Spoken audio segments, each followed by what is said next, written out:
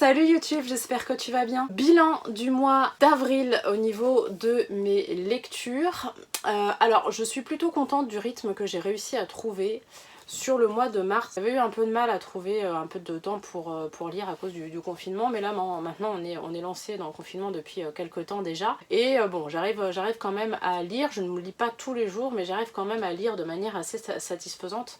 Donc c'est plutôt cool, j'ai quand même réussi à faire mes 5 livres par mois, donc c'est plutôt bien. Alors je vais commencer par le premier, donc c'est le dernier Musso. Oui, c'est le dernier puisque normalement durant ce confinement il y aurait dû avoir un nouveau Musso qui est sorti, mais avec le confinement et tout ça, du coup il n'est pas sorti, il est reporté pour le moment. L'histoire en fait est assez simple, c'est l'histoire de Nathan Falls, donc qui est un auteur à succès.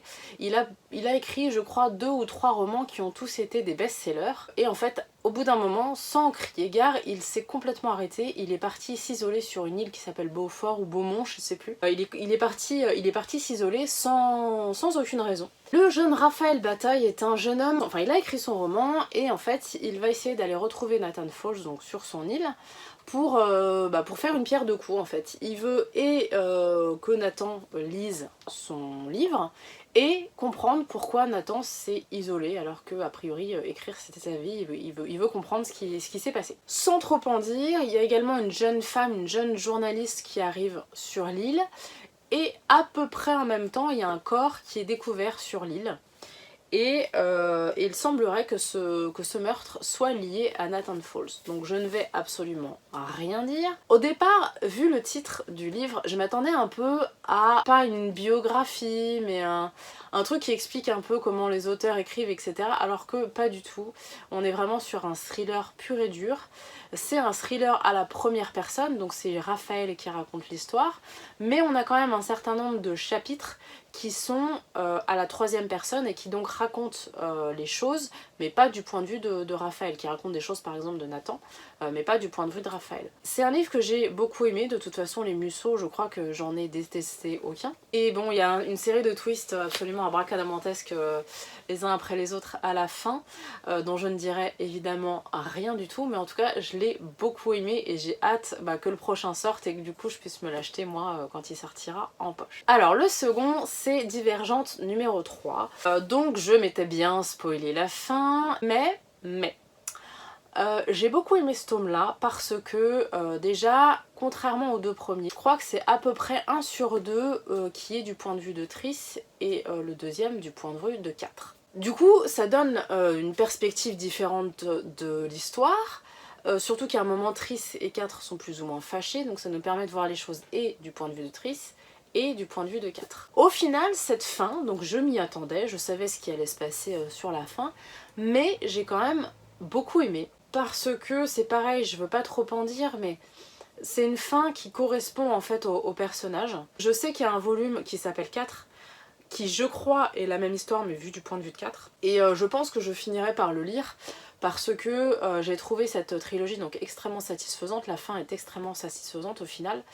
Donc je suis contente d'avoir lu cette trilogie, je suis contente d'être allée jusqu'au bout. Malgré tout, je suis assez satisfaite par cette fin. C'est une trilogie que j'ai vraiment beaucoup aimée, vraiment très différente de ce que j'ai pu lire jusqu'à présent. Là, je pense que je vais enchaîner sur La Passe Miroir. J'hésitais entre La Passe Miroir et les Hunger Games, et puis finalement j'ai décidé que j'allais du côté de La Passe Miroir. Mais en tout cas, j'ai beaucoup aimé cette trilogie. Que j'ai trouvé vraiment très juste en fait, parce que même si c'est un monde apocalyptique, je trouve qu'il y a un certain nombre de choses qui peuvent toujours être justes par rapport à la société dans laquelle on vit, et ça fait quand même réfléchir sur un certain nombre de sujets. Le numéro 3, ce sera Kate Daniels, la suite. Alors Kate Daniels, ça commence à devenir compliqué parce que je dois dire que depuis qu'elle est avec Curran, en fait les choses sont beaucoup trop simples. Franchement, ça devient un peu plan-plan. J'avoue que franchement, j'aimais le rebondissement justement de savoir est-ce qu'ils vont se... Enfin, on savait très bien qu'ils allaient finir ensemble, mais le avant était beaucoup mieux que le maintenant depuis qu'ils sont véritablement ensemble. Ce qui fait que là, la mise en place de l'histoire est super lente, j'ai trouvé dans celui-là. jusqu'à ce qu'il se passe un événement de fou à peu près à la moitié du livre, ce qui fait que la première moitié du livre je me suis ennuyée et la seconde moitié je l'ai complètement mangée parce que j'ai vraiment adoré. À partir du moment où il se passe un certain nombre de choses, ça devient beaucoup plus intéressant. Avec ce qui se passe sur la fin, j'ai quand même bon espoir que le prochain soit un petit peu plus rythmé, mais disons que la première moitié vraiment est pas assez rythmée par rapport à la seconde, ce qui fait que j'ai vraiment dû m'accrocher pour celui-là. Déjà sur le précédent ça commençait déjà à venir, mais j'avoue que là vraiment celui-là j'ai vraiment dû m'accrocher pour les 50 premiers pourcents du livre, et puis la seconde moitié ça a été beaucoup mieux. Donc j'espère que sur le prochain, alors je sais pas, peut-être que je devrais laisser un mois où je ne lirai pas de Kate Daniels pour faire un petit peu d'espace peut-être, je sais pas, j'ai pas encore vraiment de pile à lire bien définie sur ce mois-ci, enfin sur le mois prochain, mais peut-être que je vais laisser un mois sans Kate Daniels, peut-être pour laisser un peu reposer la patte. Le numéro 4, c'est Sheza Pictures 3, je suis très contente d'avoir réussi à le lire. Puisque c'est vraiment des livres assez faciles à lire et assez agréables à lire. Donc celui-là, le personnage central, pour une fois il n'y en a qu'un, c'est Kevin. Et franchement, je pense que c'est mon préféré jusqu'à présent, donc j'en ai lu que 3, on se calme puisqu'il y en a une quinzaine, je le rappelle. Donc c'est le numéro 3, mais c'est mon préféré jusqu'à maintenant, puisque dans les deux premiers, on s'était intéressé à Abby, puis à Brie, qui en fait n'ont fait entre guillemets que retrouver leur amour de jeunesse et puis les choses étaient compliquées mais ils ont fini par se remettre ensemble. Là Kevin c'est complètement différent puisque lui est un soldat, il est papa et en fait il avait rencontré la maman de son fils en service. Sauf que elle a rempilé pour un service et est décédée là-bas. Du coup là Kevin est en pleine reconstruction. Et il rencontre donc Shanna, qui est la nouvelle libraire de chez Sheza Pictures, et qui elle aussi traîne un petit peu un bagage derrière elle. Donc je vais pas trop en dire non plus, comme d'habitude je vais essayer de pas trop spoiler. Mais du coup c'est vrai que déjà l'histoire de Kevin, elle, est assez complexe, elle est assez noire, même si c'est noir, le background est noir, mais en même temps là on n'est plus du tout dans le faut être en dépression, justement là on est plutôt dans le côté il est temps de pas de tourner la page mais de continuer à vivre malgré ce qui a pu se passer. Shanna elle c'est pareil, elle a une histoire, un passif assez lourd aussi, et de la même façon elle en est au point où il faut aussi réussir à passer outre et à continuer sa vie au final. Donc c'est vrai que celui-là il est un petit peu plus mature, j'ai trouvé que les deux premiers où c'était vraiment juste des histoires, ça aurait pu être des amours de lycée, ça aurait été pareil. Alors que là celui-là il est vraiment un peu plus adulte, un peu plus mature. On a toujours les parents, ils sont en relation mais on sait pas trop où est-ce que ça va. Et puis c'est pareil, on a Abby et Trace qui malgré qu'ils se soient retrouvés dans le premier ne sont toujours pas mariés. Donc j'imagine que ça va être dans le prochain. De la même façon, j'imagine aussi qu'on va finir par rencontrer Connor, donc qui est le seul des enfants O'Brien qu'on n'a toujours pas rencontré. Donc on en parle, dans tous les romans on en parle, mais on l'a toujours pas vu. Donc j'imagine que le numéro 4 va être du côté de Connor, en tout cas j'espère. Surtout s'il y a des mariages dans la famille, ce serait quand même bien qu'il y soit. Mais en tout cas voilà, celui-là je l'ai vraiment beaucoup aimé par rapport aux autres, même si les deux premiers je les avais beaucoup aimés, celui-là il est encore un niveau au-dessus. Donc j'attends beaucoup du numéro 4. Et puis le petit dernier pour ce mois-ci, donc c'est le tome numéro 2 de Ruines de Sophia Loren.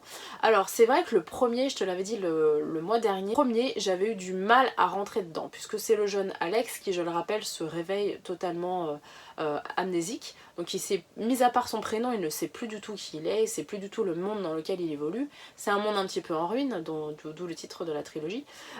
Il sait plus ce qui se passe, il n'y a que des adolescents en plus autour de lui, enfin c'est assez étrange. À la fin du premier, donc on apprenait qui il était. Bien évidemment, je vais essayer d'en parler sans rien dire, ce qui va être un petit peu compliqué. Mais à la fin du premier, en gros, on apprenait qui il était et d'où il venait. Et là, donc le deuxième, c'est la suite. Donc il sait qui il est, mais il n'a toujours pas de souvenir. Il commence plus ou moins à se souvenir de certaines choses durant la nuit, quand il rêve. Il commence à voir un certain nombre de choses, dont des choses extrêmement importantes, ce qui fait de son lui passé quelqu'un d'horrible, il s'en souvient, il commence à s'en souvenir, et puis du coup on en apprend un peu plus aussi sur sa famille, puisque il est de descendance particulière, et puis il a une famille, il a une sœur également, donc c'est pareil, on apprend à connaître sa sœur. Lui en fait doit faire un choix entre ce qu'il était avant et sa position d'avant et ce qu'il est devenu maintenant avec ses nouvelles rencontres, et c'est pas forcément évident pour lui au départ. Il est attaché à sa famille, malgré tout il est attaché à sa famille, mais d'un autre côté il ne se reconnaît plus du tout dans ce qu'il était avant, et donc c'est plus du tout lui, c'est vraiment un nouvel Alex, et donc il se voit pas lâcher les copains qu'il s'est fait sur le premier tome. Du coup ce tome là est vraiment super intéressant, j'ai hâte de voir ce qui va se passer dans le numéro 3, comme quoi vraiment au début du roman numéro 1 je pensais vraiment pas dire ça, mais là j'ai vraiment hâte de savoir ce qui se passe dans le numéro 3.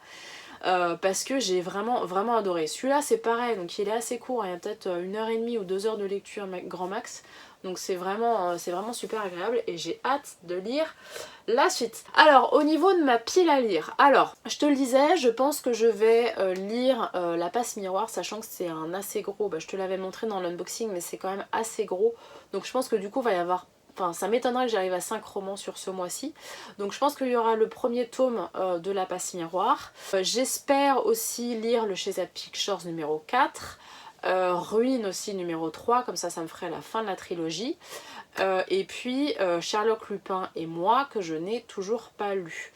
J'aimerais aussi dans une certaine mesure lire le dernier L'Harem Débat, puisque c'est une autrice que j'aime vraiment beaucoup.